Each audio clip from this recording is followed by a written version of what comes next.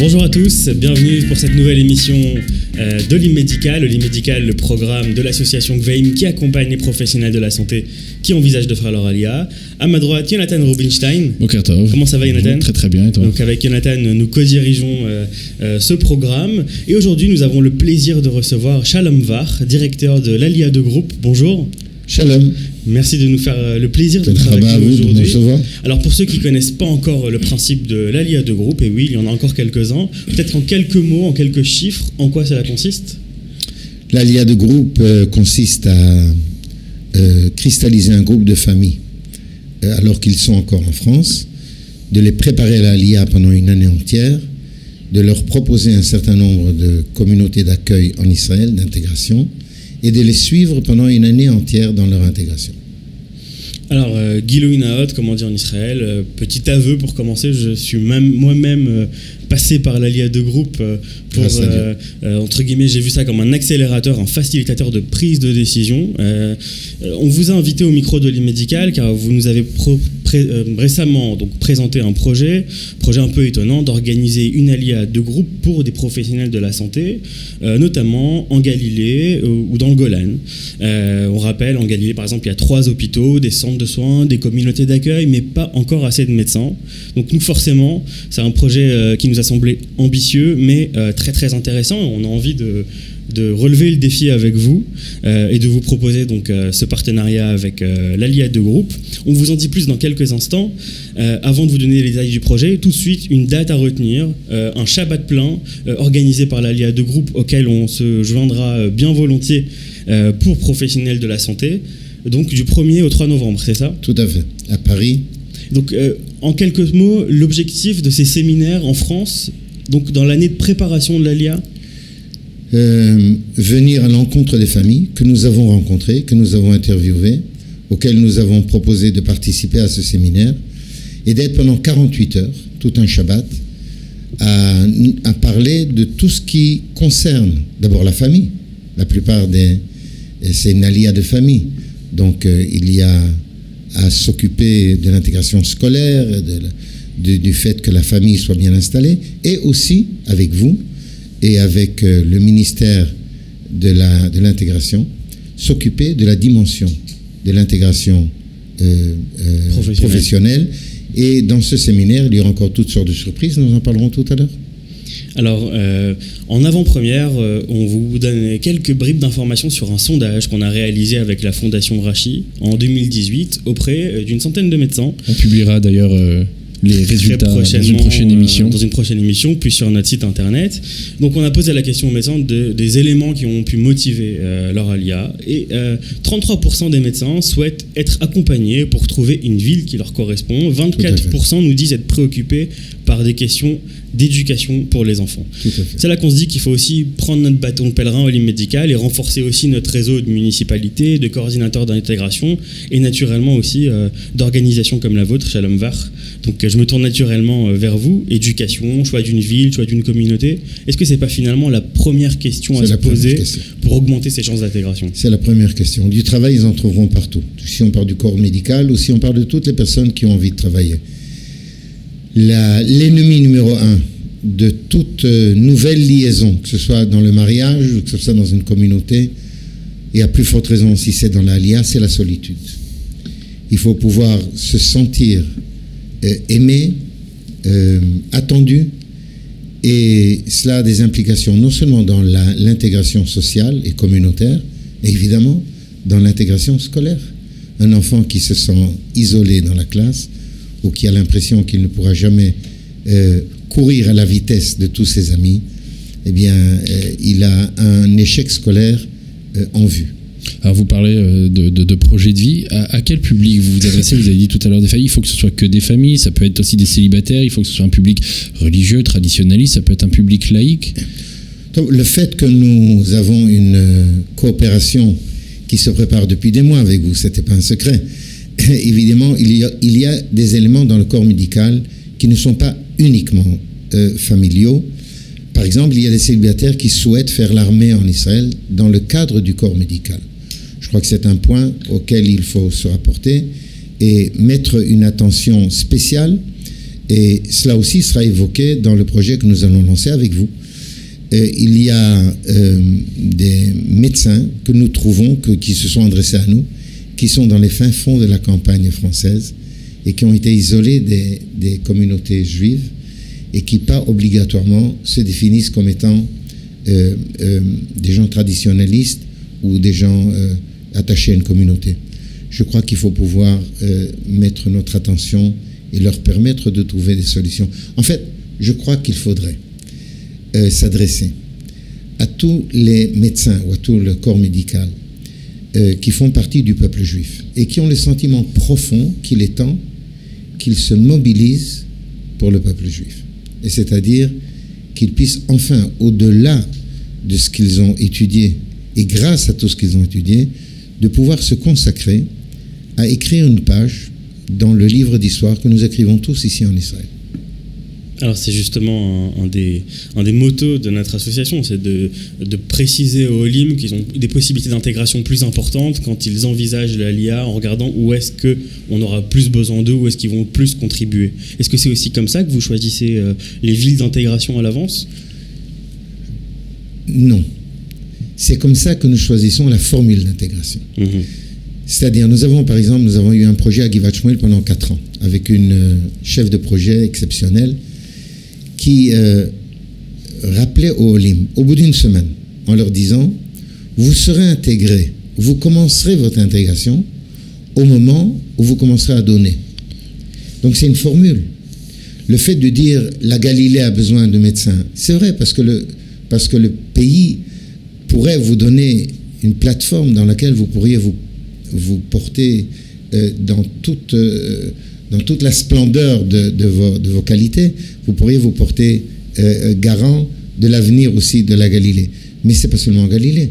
Quelqu'un qui arrive à Givat Shmuel et qui a l'impression que pour lui, l'intégration, c'est uniquement apprendre l'hébreu, ce qui est extrêmement important, qui est aussi voir ses enfants rentrer, ce qui est extrêmement...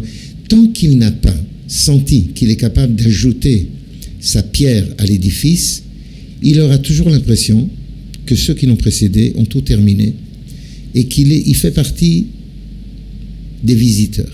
C'est comme ça qu'on arrive à convaincre un jeune couple de son cocon parisien de partir pour un village, un yishuv, un moshav dans lequel il y a une école, un supermarché, une pizzeria. Ouais, n'exagérons pas, c'est pas uniquement comme ça.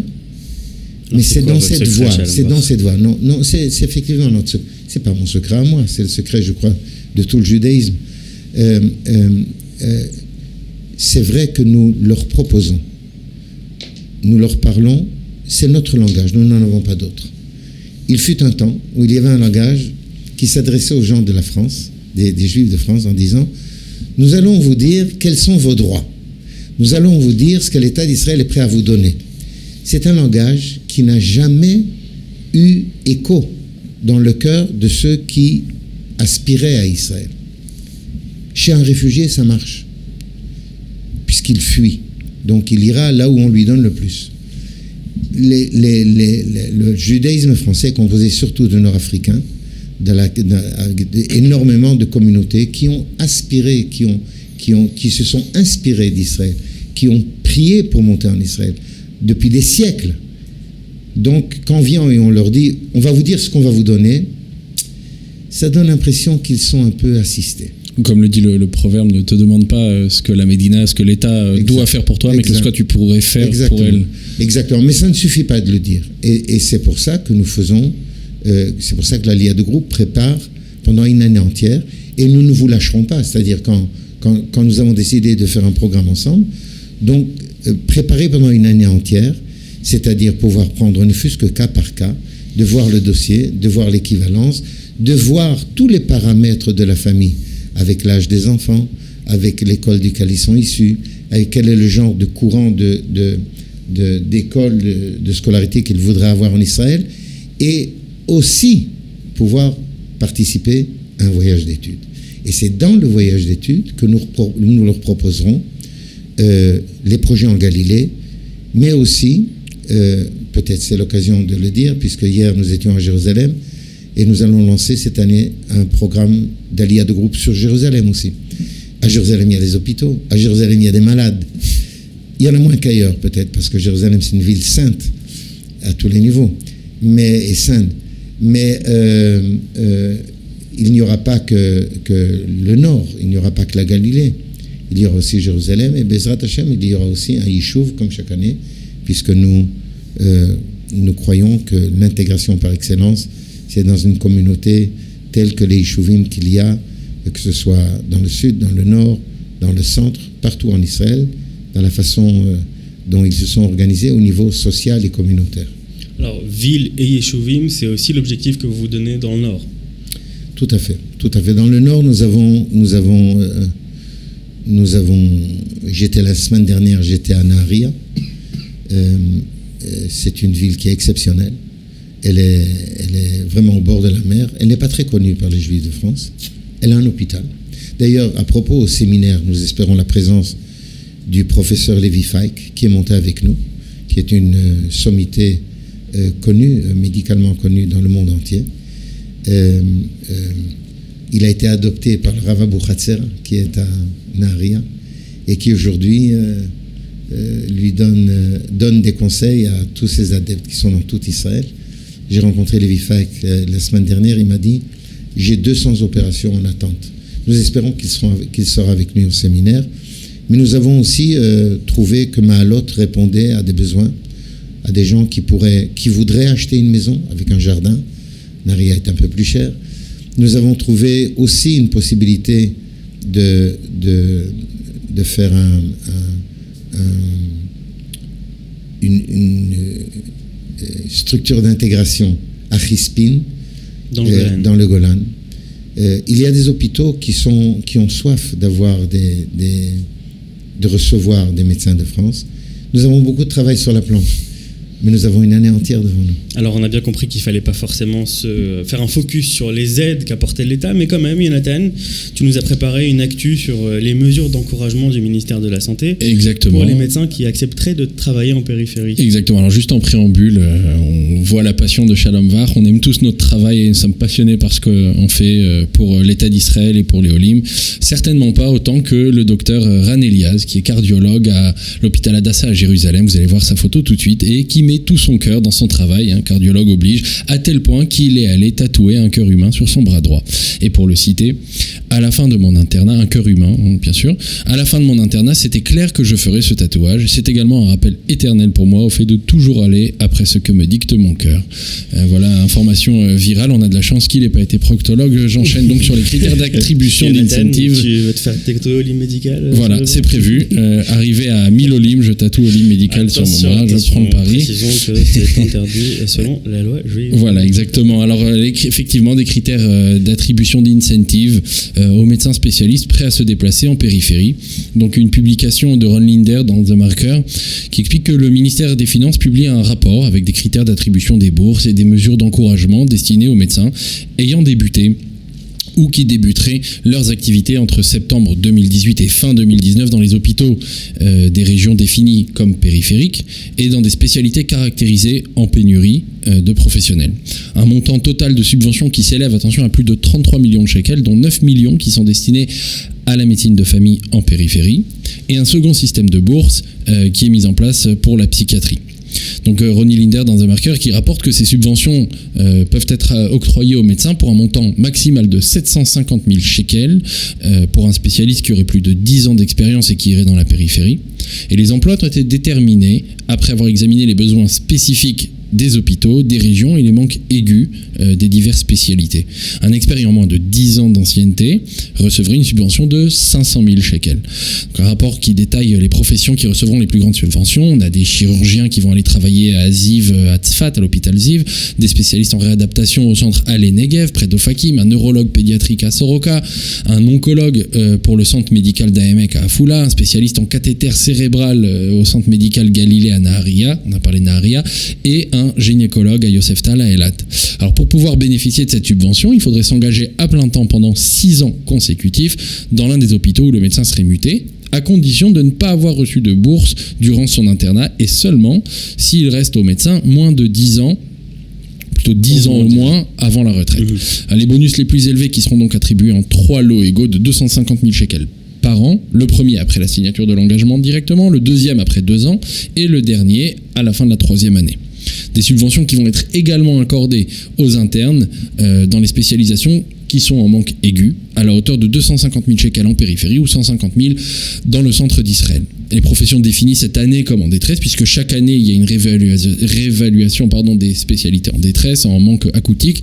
On a la pathologie, la médecine légale, la gériatrie, l'hémato-oncologie pédiatrique, l'anesthésie, les soins intensifs pédiatriques, néonatologie, médecine nucléaire, génétique, chirurgie pédiatrique et vasculaire, neurologie pédiatrique et réadaptation. Donc finalement, chaque année, il y a une nouvelle négo, on réévalue les spécialités dont on manque et la subvention accordée. A priori, parce que, je précise juste avant de réagir à ça, il y a une subvention de 250 000 shekels qui serait octroyée aussi à un médecin spécialiste en imagerie pour Soroka, à un interne en pédiatrie à l'hôpital français de Nazareth et un interne en médecine d'urgence à l'hôpital de la Sainte Famille à Nazareth.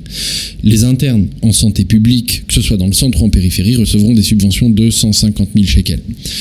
Pareil, en psychiatrie, un psychiatre avec plus de 10 ans d'expérience qui irait à Sha'ar Menaché, le grand hôpital psychiatrique dans le nord d'Israël, ou à Be'er Yaakov, qui recevrait une subvention de 750 000 shekels, un expert de moins de 10 ans, 500 000 shekels, et les subventions pour internes en psychiatrie pour enfants et adultes, 400 000 shekels, que ce soit dans les centres médicaux de Etanim, de Maël et Carmel, de Sha'ar Menaché, ou 300 000 shekels pour Abarvanel, Lev Hasharon et Be'er Sheva, 150 000 shekels pour Herzog à Jérusalem, Shiba Tel HaShomer, Géa et Shalvata. Et je coupe une seconde, là on parle de Etanim, c'est à Jérusalem, Abarvanel à Tel Aviv, on ne parle pas que de périphérie géographique. Exactement, on a dit périphérie géographique et spécialité ou internat en manque acoustique ou en manque aigu, et ça effectivement c'est réévalué chaque année. Il y a des commissions, ministère de la Santé, ministère des Finances, ministère du Développement de la périphérie, du Galil, du Negev, et eux décident ensemble quels sont les lieux, les régions définies périphériques et quelles sont les spécialités définies en manque. Et je précise d'ailleurs qu'il y a un différent entre le ministère des Finances, le Misrad Otsar et l'association médicale israélienne, l'IMA, concernant les bourses accordées aux médecins qui ont commencé leur internat en périphérie entre janvier et septembre 2018, un différend qui n'a toujours pas été résolu et qui, aux dernières nouvelles, est toujours en procès devant un tribunal. Et je préciserai à la fin que si ce rapport concerne des médecins israéliens, sachez que le ministère de la Santé, avec qui nous sommes en étroite collaboration, nous fait part de manière très dynamique des postes à pourvoir dans les différents hôpitaux gouvernementaux du pays. Également en contact avec donc le ministère du Développement de Galil, Negev, Périphérie, avec le Misrad d'Alia et la Klita, le ministère de l'Alia et de l'Intégration. N'hésitez pas à nous contacter pour quelle que soit la région que vous souhaiteriez découvrir, la spécialité que vous souhaiteriez intégrer en Israël. Merci beaucoup Jonathan, et ainsi pour exemple, on nous a envoyé récemment des besoins à l'hôpital de Ziv de Tzfat en médecine interne, en chirurgie orthopédique, en psychiatrie, et j'en passe, ou à Tibériade, donc l'hôpital Poria, en réhabilitation, oncologie, pathologie. On a la liste, n'hésitez pas donc à nous solliciter. Question Jonathan, donc ces aides, elles se cumulent bien avec l'aide du ministère de la Galilée et du Negev pour l'installation des nouveaux immigrants Olim médecins donc dans cette région. Exactement, c'est-à-dire qu'on peut cumuler les aides qu'on va recevoir du Misrad de l'Alia et de l'intégration quand on fait ça à l'IA, les aides du Misrad du développement de la Galilée et de la périphérie, du Negev. Ce qui ne se cumule a priori pas, ce sont les aides multiples que propose le ministère de l'Alia et de l'intégration, sachant qu'elles doivent se suivre. Pour donner un exemple, quelqu'un qui fait sa ALIA les premiers mois reçoit le panier d'intégration, le SAL Klita. A priori, il n'est pas censé recevoir en même temps une subvention en tant que médecin pour travailler dans tel ou tel hôpital. Oui, donc une période donnée pendant laquelle ces autres droits sont... Exactement. Pourquoi je dis a priori ? Parce que cette période pendant laquelle il reçoit le SAL Klita est censée être dédiée à son installation, mais également à l'apprentissage de l'Ulpan. Vous avez parlé tout à l'heure, Shalom Var, de l'apprentissage de l'hébreu. Et pourquoi a priori ? Parce que si un olé, dans notre cas, un médecin ferait part du fait qu'il parle hébreu, qu'il est capable de pratiquer l'hébreu, il pourrait, devant une commission spéciale, demander à être exempté de cette non-cumulation des deux bourses, entre guillemets, et pouvoir commencer sa pratique à l'hôpital. Alors, sans vouloir faire marchand de tapis, là, on a l'impression que c'est l'État qui distribue de l'argent tout azimut. Est-ce que ça marche ? Finalement, on se rend bien compte que l'élément financier, l'incentive financière ne suffit généralement pas. Et elle doit être complétée par de l'accompagnement pour les équivalences, pour comprendre où est-ce qu'on va mettre les pieds. Et du coup, je me retourne aussi naturellement vers vous, Shalom Var. Est-ce que vous proposez aussi des solutions d'hébergement temporaire dans ces régions, dans les villes que vous choisissez ? Dans une partie des destinations, nous avons des logements à proposer, mais je suis entièrement d'accord avec vous. C'est-à-dire, il est impossible d'associer une famille qui aujourd'hui pense à la Aliyah pour des raisons idéalistes. En fin de compte, je crois que le corps médical, à la base, a une fibre très idéaliste. Si aujourd'hui un jeune est prêt à étudier 11 ans, 12 ans, 13 ans, alors qu'il sait très bien que s'il avait fait des études beaucoup plus courtes, de 3 ou 4 ans, il aurait peut-être pu s'installer beaucoup plus rapidement et gagner beaucoup plus d'argent. Il a été prêt à s'investir autant, non seulement parce qu'il aime son métier, mais parce qu'il y a un fond de sentiments très humains dans cette vocation. Et je crois donc que le dialogue que nous devons avoir, effectivement, pas uniquement basé sur les allocations ou les dons supplémentaires qui sont faits par l'État ou par toute autre sorte de structure, avant tout d'avoir le sentiment de trouver une communauté dans laquelle je pourrais m'intégrer à la société israélienne. De trouver un endroit dans lequel mes enfants, au bout d'un an, parleront si bien l'hébreu que je devrais leur demander de me traduire ce qu'ils ont dit. Par exemple, de voir un endroit où ma femme dira, comme je l'ai entendu encore cette semaine, c'est vrai qu'à Paris ou à Londres, j'étais une princesse, mais ici, je me suis enfin réalisé. C'est ce genre de phrases qui semblent tellement anodines qui vont faire la différence. Et les gens monteront en Israël et vont réussir en Israël parce qu'ils auront le sentiment qu'ils ont rejoint quelque chose de très, très grand. Et c'est beaucoup plus que ce que les études qu'ils ont fait, et c'est beaucoup plus que les bienfaits qu'ils auront l'impression d'avoir donné à un patient, mais le sentiment d'appartenir à une grande collectivité. Comment disait le poète, un jour un homme se réveille et il a tout à coup le sentiment profond qu'il est devenu un peuple. Je crois que c'est ça le secret de la réussite de la Aliyah. Et cela, ça peut se trouver, et beaucoup plus facilement qu'on ne le pense. Hier, j'ai reçu un SMS d'une femme qui est montée avec nous dans le premier projet médical que nous avons fait il y a 20 ans. Nous l'avons fait avec l'armée. Nous avons une coopération avec l'armée dans le cadre duquel nous avons fait monter près de 20 médecins. Son SMS est magnifique. Je ne vais pas vous le lire, il est trop long. D'abord, je ne m'en rappelle pas par cœur. Mais il est sur le Facebook, il sera sur le Facebook de l'Aliyah de groupe. Alors on partagera avec plaisir.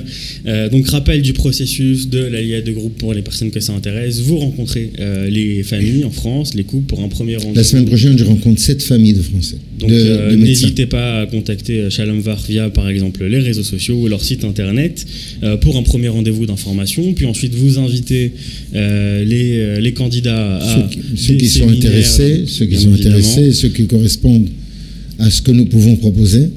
Il y a des gens qui me diront, moi je veux absolument m'installer de cette façon et dans cet endroit que mes enfants font. Je leur dirais, je ne peux vous donner que ce que je suis capable. Il y a des choses que je ne suis pas capable de donner. Tout à fait. Donc on passe... Et vous, on les rencontrera ensemble. Avec plaisir. Donc on garde date, on prend date, 1er au 3 novembre. On espère que vous vous inscrirez, que vous serez nombreux donc à contacter Shalom prochainement pour s'inscrire à ces séminaires. Shalom Var, une question. Alors c'est sûr que chaque personne est un monde et est une entité, mais malgré tout, on est dans le syndrome des chiffres. Le Shalom Var, enfin l'Aliyah de groupe, c'est combien de familles, de personnes qui sont aujourd'hui, montées. À ce jour, 1500 familles sont montées avec nous. 1500 familles. C'est près de 7 ou 8 000 Olim durant 24 ans. Nous avons moins de 20 familles qui sont reparties en France. C'est-à-dire, dans les statistiques, on dira nous avons 100% de réussite. Ce sont les mêmes personnes qui sont parties et qui ont échoué. Il y a eu une émission dernièrement, je ne sais pas si vous parlez yiddish, mais ma femme m'a dit c'est la rasra. Voir une émission pareille, où on a rassemblé uniquement tous les gens qui sont en échec, et ce sont des gens bien, ce sont des gens qui ont honte de leur échec.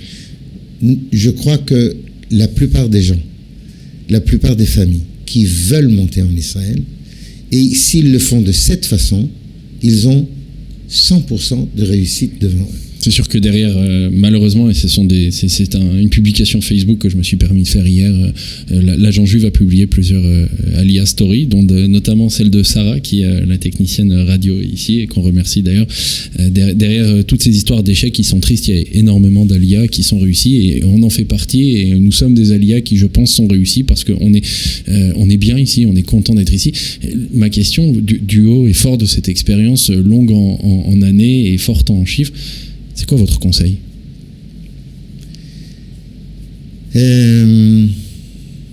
Soyez amoureux. N'ayez pas honte d'être amoureux. Ne soyez pas trop intellectuel, analyste. Quelles sont les raisons pour la... Soyez naturel. Un juif naturel, c'est marrant, comme tous les juifs se ressemblent. Qu'ils viennent de l'Est, de l'Ouest, qu'ils soient blancs, noirs, jaunes, qu'ils aient une kippa grande, quand on leur demande d'être naturels, lorsqu'ils chantent ensemble, il n'y a personne qui fausse. Vous pouvez me demander, vous savez que dans la famille nous chantons. Il n'y a personne qui fausse. Soyez naturels. Aimez naturellement. En tout cas, nous, on continue d'être amoureux et passionnés par ce que vous venez de nous raconter. Il ne nous reste plus qu'à vous remercier. Merci d'avoir été là avec nous. Merci beaucoup. C'est le début d'une aventure. Tout à fait. Une grande aventure. Be'atzlacha à nous tous. On invite tout le monde à nous joindre. Évidemment. Be'atzlacha à nous tous. Merci beaucoup de nous avoir suivis. Merci au Studio Kalita et à la Fondation Adélis qui finance Oli Medical et sans qui nous ne serions pas là aujourd'hui. À très bientôt pour une nouvelle émission. Au revoir. Merci Jonathan. Shalom. Tonab à vous.